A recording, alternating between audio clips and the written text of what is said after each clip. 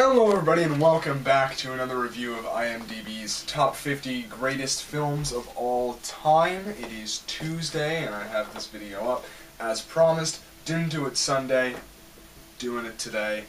All is good. Today we are discussing 1968's Once Upon a Time in the West, which is directed by Sergio Leone, and it stars Claudia Cardinal, Henry Fonda, Jason Robards, and Charles Bronson. And as I said last time, this is the second time I've seen this film.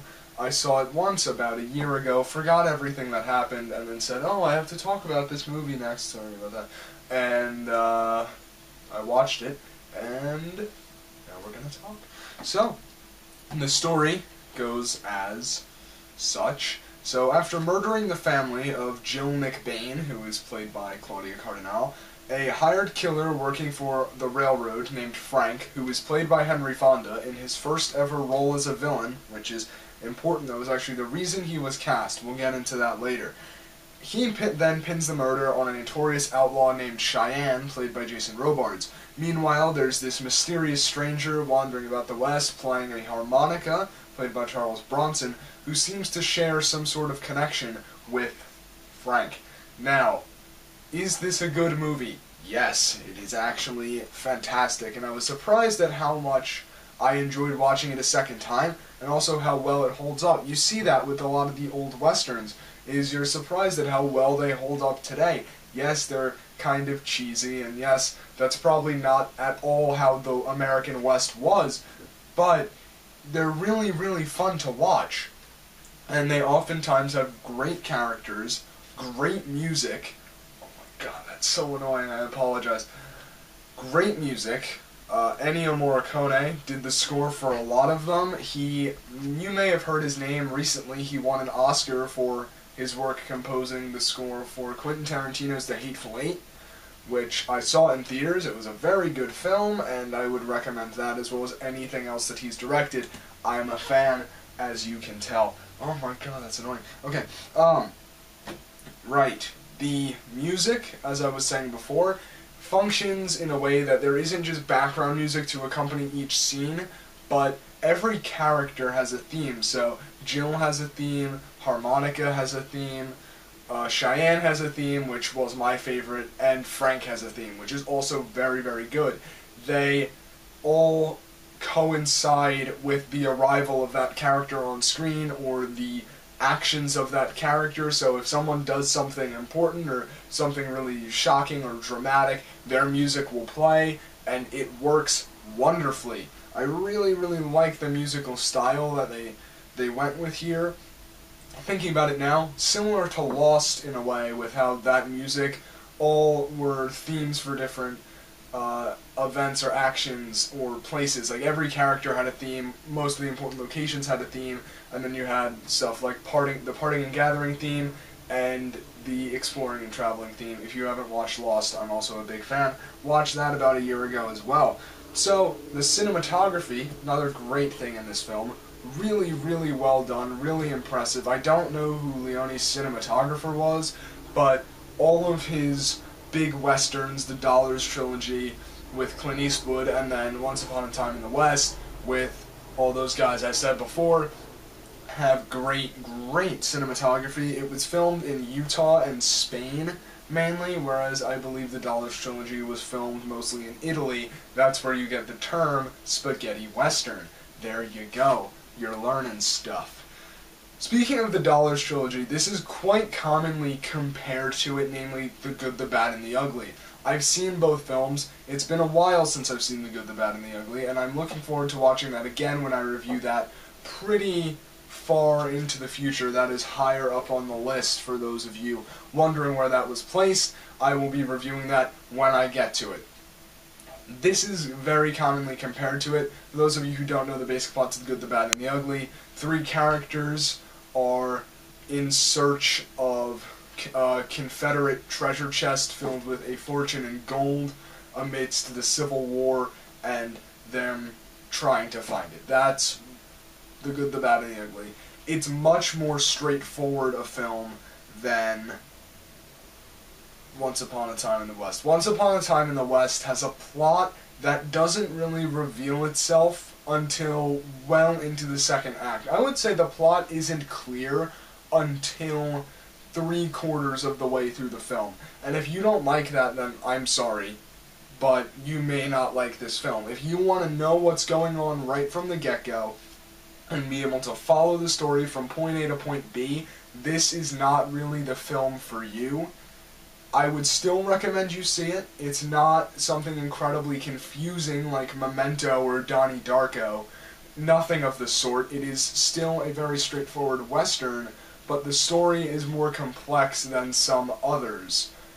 And just how it works out. There are reveals that happen along the way, and they eventually make the plot clear, which is another reason I think a second viewing in close proximity to your first viewing is a very good idea. I didn't do that. I waited a year before my second viewing of this film, and I would watch it again knowing what I know now about the story. Just a bit of forewarning for you there. Another thing that's really, really cool in this movie is how well Leone's style translates onto the screen. As I've talked about before, if you've seen any films in the Dollars Trilogy, A Fistful of Dollars for a Few Dollars More, or The Good, the Bad, and the Ugly, which is this anthology trilogy that Leone did, his style comes across very clearly in those films, and does so in Once Upon a Time in the West as well. It's not a follow-up to the Dollars Trilogy, it's completely separate, but it is very similar. You have the classic zoom-ins, you know, big Western showdowns between two guys that'll zoom in. I'm still very impressed with Charles Bronson's inability to blink for a solid minute as a camera just zooms in on his eyes. It's really, really well done, and that's pretty stark contrast to the other examples of great cinematography in this film, with these huge shots of these big red rock formations and these sweeping mountains and plains and railroad towns, stuff like that. Oh, really, really impressive to look at, but you also have to admire the way that conversations and indoor scenes are shot, going from the faces of different characters, or then a character's hand reaching for a gun, or a zoom in on the barrel of a gun before it fires. It's stuff like that that makes this film really special in comparison to some others. It has a great blend of these big wide-angle shots of the landscape, but also does a great job illustrating the feelings and the tensions between characters in close-up shots and through close-up shots. One thing I do want to mention is that this is a very long film. It is close to 3 hours. I believe it's 2 hours and 50 minutes or something around there. The length will be in there. I'll read that out for you. But it is long, and it feels even longer than that because it's hard to follow the plot until well over 2 hours into the movie. So by the time you get there, you're kind of going back and piecing together what you saw. So again, if you really just don't want to do that, you just want to watch a movie and, you know, be entertained for 2 hours, sorry, probably not for you. If you are looking for a very well done classic Western, by all means, Once Upon a Time in the West is your movie. If you're looking for a plot with more intrigue than some other Westerns, things like that, this is your movie. But it feels much longer. It felt like 3.5 hours watching it. Granted, it was pretty late at night when I was watching, but the fact that the story isn't clear until so far into the movie makes it feel longer, makes it harder to watch. I know I've reiterated that point over and over again, but that's my biggest complaint with this film, but I also commend it for taking a risk and keeping it ambiguous. So, now, Malton's review. We're going to read and see what he has to say. Once Upon a Time in the West, 165 minutes, so it's long. He gives it 3.5 stars, and this is Leone's follow-up to his Dollars Trilogy, is a languid operatic masterpiece. Plot, admittedly lifted from Johnny Guitar, has landowner Cardinal waiting for the railroad to come through, unaware she's been targeted by hired killer Fonda. Brilliant cast as one of the coldest villains in screen history.